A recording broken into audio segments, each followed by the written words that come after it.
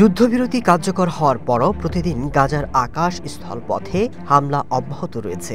এরই মধ্যে যুদ্ধবিরতি লঙ্ঘনের প্রায় ৪০০-র বেশি ঘটনা নথিভুক্ত হয়েছে। নতুন করে মৃত্যু হয়েছে ৩ শতাধিক মানুষের। এক মাসে গাজায় ইসরায়েলি হামলায় কমপক্ষে ৬৭ শিশু নিহত হয়েছে বলে জানিয়েছে জাতিসংঘ। চলমান যুদ্ধবিরতি চুক্তি লঙ্ঘন করে ইসরায়েলি সেনাবাহিনী গাজা সিটির আরও ভেতরে অগ্রসর হয়েছে এবং ইয়েলো লাইন সীমারেখা অতিক্রম করেছে এমন অভিযোগ উঠেছে।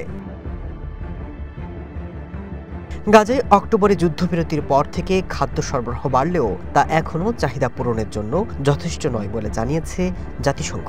বাজারগুলো কিছুটা সচল হলেও খাদ্যের দাম এখনও সাধারণ মানুষের নাগালের বাইরে।